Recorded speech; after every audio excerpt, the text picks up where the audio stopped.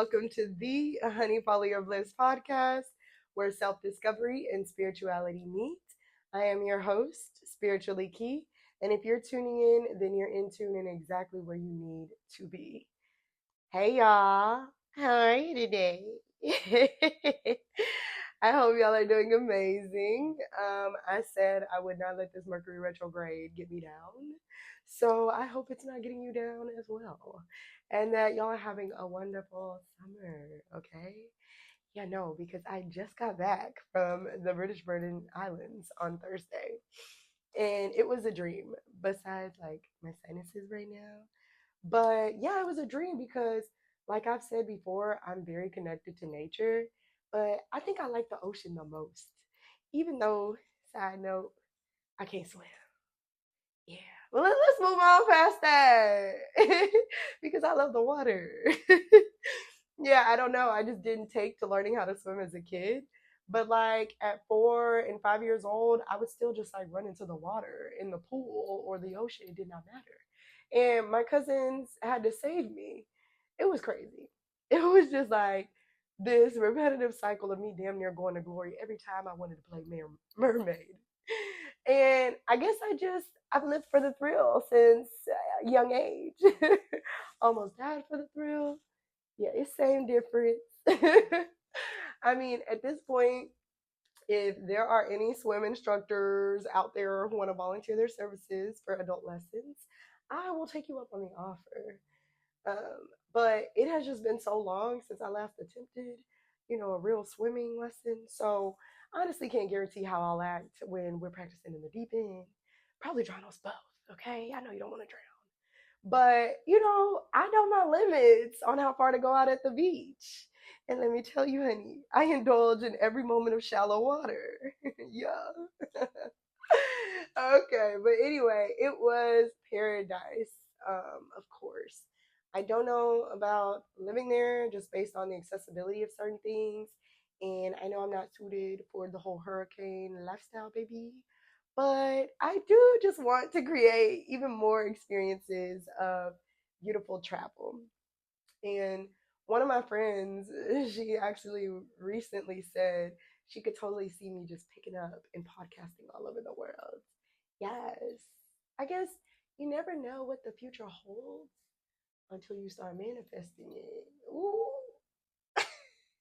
But anytime, anyway, last time we connected, it was on transformation and me having a spontaneous awakening and being comfortable stepping into this new chapter in my life as part of purpose and releasing some aspects of myself with where I was being called to spiritually grow via this platform.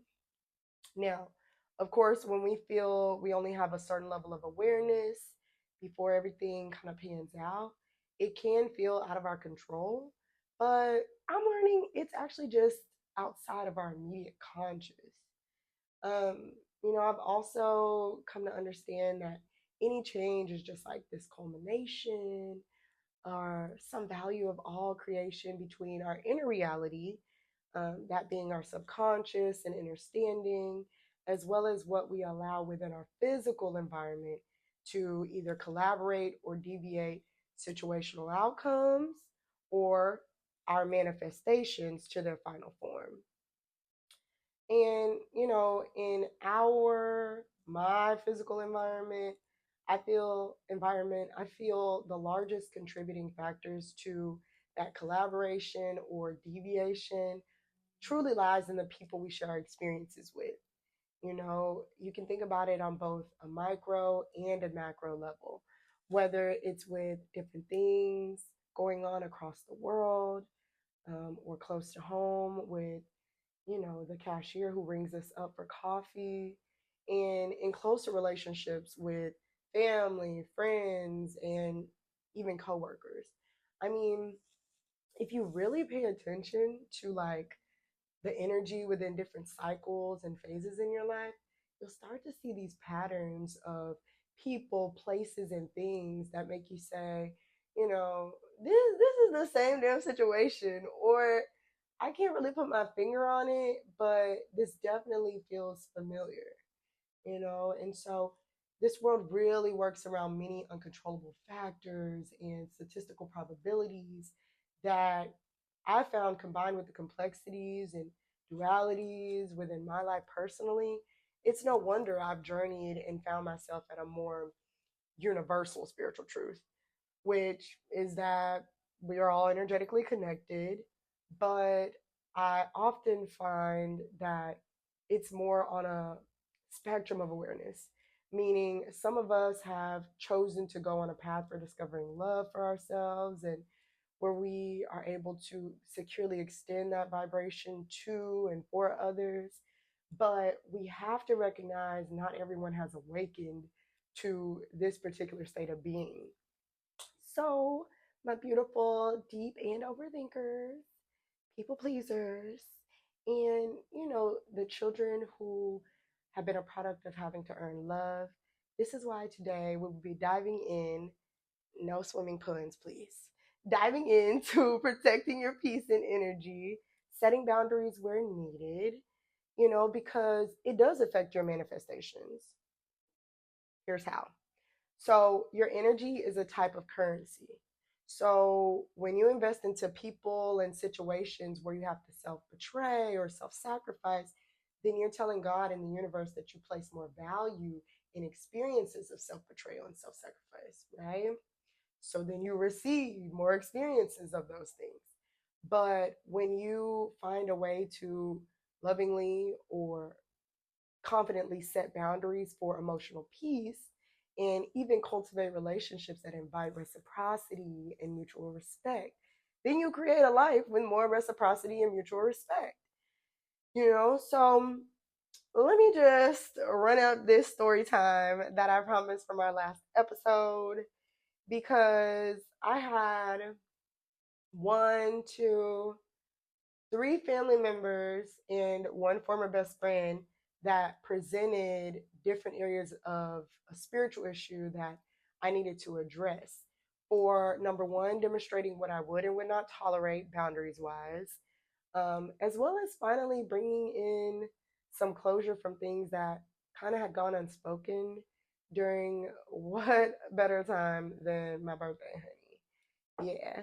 So I'll share this today because I want to potentially equip y'all with real life examples for considering how to approach boundaries with loved ones based on where I am in my life and some of those spiritual perspectives I hold. Also, where I saw the most success here for me in following through was being able to look at each situation by the individual, despite everyone being presented to me in this like accumulative way. So I'll break things down, by individual. So one of the family members, y'all, has been estranged for a hot minute. Let's call them May May. And I previously have mentioned that I grew up in a couple of different households, still within my family. So for privacy's sake, we'll just say is one of my caregivers and parents that did help raise me and did all the things to support me for a better academic career. But because of issues we had in the household, when I went off to college, our relationship became extremely challenged.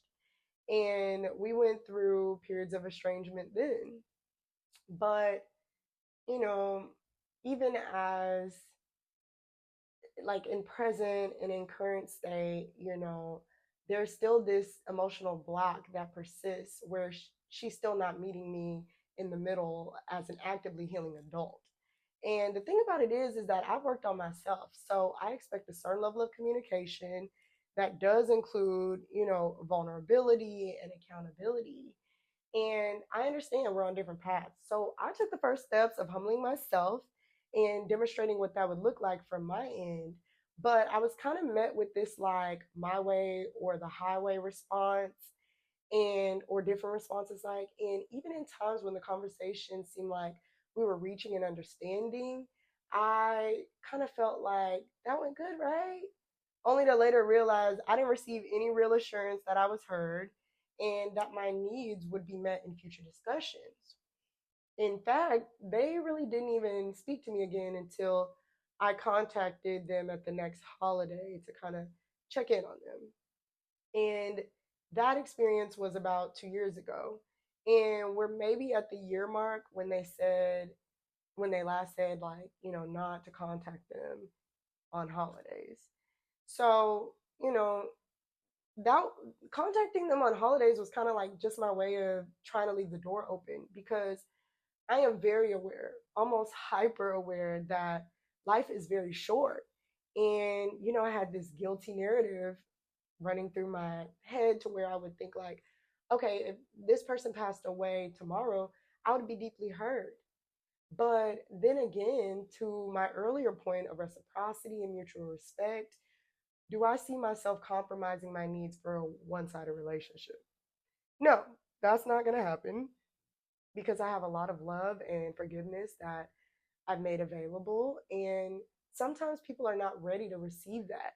And we got to let them be okay to come back around when they are. So I guess May May decided to come around for my birthday. And they wished me well for the day, which I thanked them for. I said, I hope you're doing well. And they said the same. But then, like 2 days later, they wanted to ask me if I could send them a photo, because their circle of friends were asking for recent photos of me. And to me, that felt like, okay, we haven't talked all this time. And the first thing you asked me for are photos on behalf of your friends. So it just gave this energy of wanting to keep up appearances. So, these are the cases where you'll want to use your intuition, and why it's so important that, as I described in episode 1 of How Do You Hear Your Intuition, that we really truly strengthen and practice what our inner guidance sounds and feels like to us. I mean, it wasn't easy to even respond to the initial birthday text.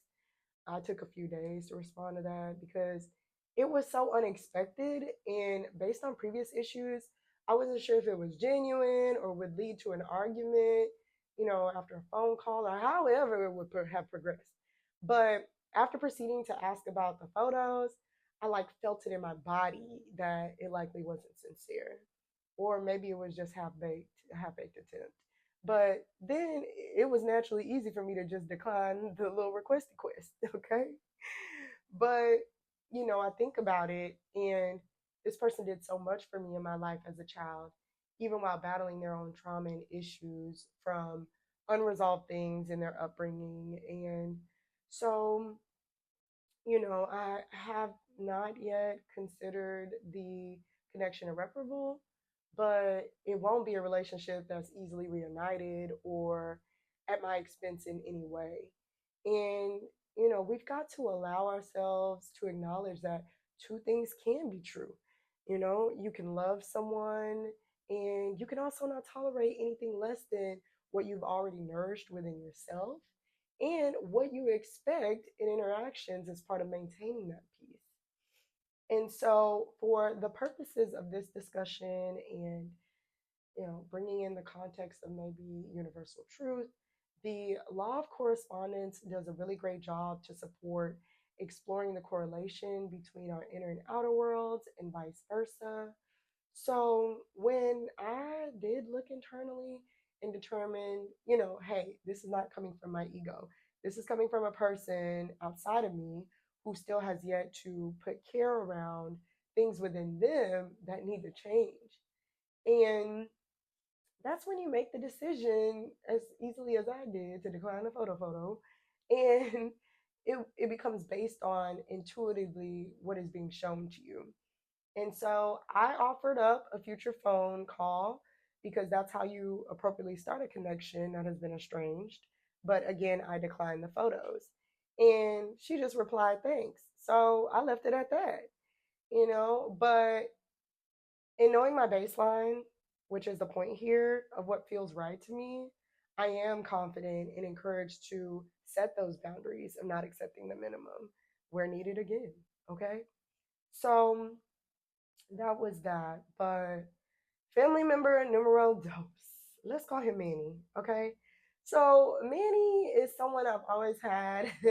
Manny, I've always had a soft spot for, and I felt we've had the relationship where we could always talk openly, even though there were certain things I didn't agree with, that he's participated in or, felt obligated to participate in as part of growing up around the streets. So he is welcoming his first child in a few months and very excited for him. But he felt like he couldn't share that with me. And this is someone I grew up with, for some years up to a point. But for some reason or another, he just felt like with this, he couldn't come to me about it, which that's okay because, we all have choice. But the way I found out was at his baby's gender reveal from this next family member I'm about to talk about, who ended up FaceTiming me from the event.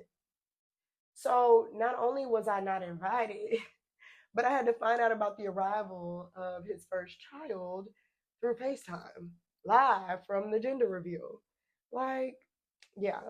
So you can imagine how I felt about that. But now the person who FaceTimed me, let's call him Eric. We also grew up together, for some time, and we even currently live in the same city. And he had time to pick up his girlfriend here, then drive 4 hours to the gender reveal, but only decided at the gender reveal to FaceTime me with the news. Yeah, it made no sense to me either. So I looped in Manny, who was expecting the new baby, and Eric, who FaceTimed me at the gender reveal in a group text, because I wanted everybody to be on the same page with receiving how I felt. Yeah. So Eric said that he just FaceTimed me because he knew that Manny, these names, wasn't going to tell me. So he just wanted to put it all out there. And y'all, they're both younger than me. So I had to explain to Eric that despite his intentions to include me at any cost to him, for me, it was still very stressful to say the least. To find out in that way, you know, and it felt more like a last minute attempt to unburden himself from holding the secret. So, it felt lesser about my feelings. But in the group text, Manny stayed quiet, and Eric had nothing more to say. And then weeks later, they're wishing me a happy birthday like nothing happened. So, with Manny being the youngest, y'all, no priors in my log of record in the mental, I took a more leveled approach, re explaining why I felt the way I felt, and, took that opportunity to give him perspective about the value of taking responsibility for your actions like that. And he was thoughtful to now apologize, but he still couldn't get on the phone with me. So all of this took place through voice memos, and he shared he would later invite me to the baby shower. Ciao. Since then, I received the invite to the baby shower, but I'm pretty sure it's going to include family members that when they're all together, it gives drama, and it could affect myself. I mean, even Maymay, who I described earlier, that parent, is likely to make an appearance. And, a group function will not be the pass or doorway for avoiding directly creating that one to one relationship with me. So instead, I offer to send a gift, and then I can come on a different occasion to meet with just Manny, his girlfriend, and by then, the baby will have been born. So I can show my support while also protecting the boundaries I have in place. Now, Eric is a clear example of where I've provided that same level of patience in the past and recurrently, and I'm just exhausted with my attempts at building a closer relationship with us, especially being in the same city. So, to the happy birthday text from Eric received silence, y'all, because at a certain point, you need to ask that they come to the level of where you are, having returned the same energy this whole time. And do you know Eric still hasn't apologized? It's very difficult for Eric to apologize, but he has to take responsibility for his actions and showing a genuine and sincere way of showing he understands people's feelings. So if you can't do that, then I need to allow you to learn the importance of that concept on your own. Y'all, when you are calling in more circumstances and relationships and experiences that are infused with love, then you can't settle for anything less than that. Correspondingly, you can't bring people with you who aren't at that same resonance with what you're trying to manifest because they don't align. So you end up stagnating those blessings or blocking them altogether.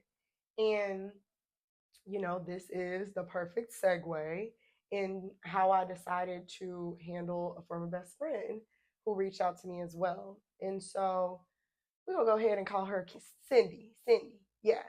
Now, me and Cindy were friends for years, but the relationship was colored by codependency and this need for validation and a part of a toxic span of time where we were partying and that related trauma.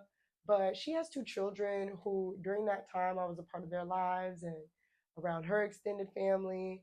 So even though the close friendship we had has ended long ago, and it's even been over years since we even lived in the same place, I still reach out to check on the kids and send things for their birthdays and holidays. But it's never been deeper than that.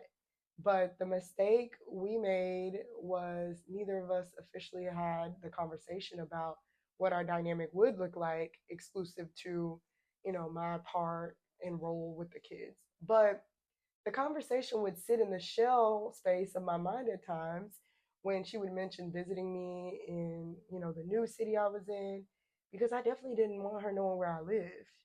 I know. Why? Well, for one, I knew her to try to bond with different people over these like judgmental conversations of her own family members and close friends. So I didn't trust what would be said about me in my absence. And there was even like a period where a girl that I introduced her to visibly became competitive and envious of me. And she continued to befriend her even after, we had a falling out. And it just never quite sat right with me. And so, I'm not saying these things to judge or drag her through the mud. I just needed to point out, certain behavioral characteristics where this might be a familiar storyline with any of your relationships. Because the thing about all of these relationships I'm describing within your closest domain, they can be so rooted and attached at the root, affecting both your root chakra and throat chakra, which are powerful energy centers that with imbalance can take off years of your positive and confident self-expression and affect how securely you are in attachment styles. Because when you put yourself second, so much, you end up going into an automation of deferring your feelings, which are the keys to how you manifest or materialize those blessings you've asked for from heaven. So these things can simply not go unaddressed where there needs to be clarity and where your attention is demanding that clarity. Um, so now, we never sent money to each other directly, but unless it was something like me sending it for the kids, right? This year on my birthday, she sent me a cash app, and I actually took it as a nice gesture. But after contemplating it, I initially described my need to return it to her because I didn't want to indirectly agree to igniting or reigniting a connection that, I no longer wish to pursue. And I told her that. And, we do have to be mindful of cultural etiquette of getting and receiving a gift where it can be used as manipulation or, something that puts us in a position to return the favor, people please, or feeling guilt tripped. And so after talking about it with her, though, I feel like that probably wasn't the case. She kind of acknowledged that she appreciated how I supported her within the past. So I took it sincerely, but use your intuition for what that looks like in your life and just stand 10 toes on it. But I think this was more of her coming to a realization of where my heart and intentions were during the friendship. And I was able to make clear that, I was super appreciative of the acknowledgement, but that I preferred to still keep things where they were for the kids. And, given our history, she understood that. So if push comes to shove, it was just $50. I could return it to her. Bygones will still be bygones. But yeah, unlike maybe who helped raise me, I didn't feel as much of a desire to reconnect with Cindy, the former best friend, based on where I no longer have felt called to re-engage that particular connection. But this is the part of the human experience where we do have choice, free will. And so it also brings up this concept of when a relationship becomes irreparable, no matter who it is. And so I believe people can jump into their healing at any time. But I also believe we need to give ourselves permission to disconnect and release, with forgiveness and grace when a relationship has run its course. Some souls will never ascend because it's not what they've signed up for in this lifetime. And essentially, it's not our job to create a savior experience for them. As hard as it may be to accept, you can only lead from how and where you're being guided. So, this is how I handled each of these dynamics. But I know when approaching your own individual connections and relationships, it's going to vary in a case by case scenario. So I did want to add a few questions that might be helpful in your next journaling or shadow work session to provide clarity on when you may need to set boundaries. Okay, number one, how has this relationship made me feel in the past? Have their perspectives or unsupported behaviors changed since? Number two, am I ready to reconnect or am I only wanting to reconnect because of unresolved guilt and or people pleasing? Number three, do I feel if I express my needs and feelings, they will be honored? If I'm unsure and do go for it again, will I be comfortable leaving the connection if I find they aren't? And number four, if trust was lost here, are both parties willing and able to rebuild it? If so, what would rebuilding look like in a secure way, respective to my growth and healing?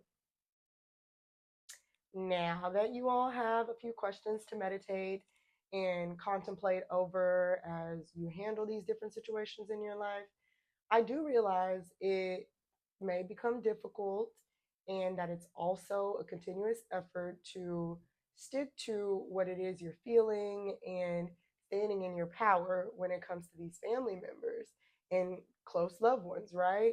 So I recommend I am affirmations for overnight subconscious reprogramming. They will empower you to speak your truth and stand on business. You can listen to them while meditating, getting ready for work, or whatever creative engagements you have planned for the day. But being this bold and unapologetically expressive person after years of impressed upon expectations, it simply doesn't happen overnight. It can, but not typically. So, like working out, we're going to have to build up that muscle. And that starts first with putting care around believing we're worthy and deserving of mutual respect and reciprocity because we are, and embodying the energy of confidence when asking what's rightfully due to us. So, I'll share a link on my community page for where you can copy and paste and listen to I am affirmations, as well as sound therapy healing around the root and throat chakra energy centers I talked about a little earlier. But yeah, I would be super excited if you guys could like and share and in the comments describe what your experiences have been in setting boundaries and just being in the era of protecting your peace. Okay? So feel free to share the questions also that I pinned in this video for whomever may need support around you in this area or whomever may need a wake up call, okay? But remember, when you follow your bliss, the illusion is next, right? And until next time, love always, spiritually key. Bye.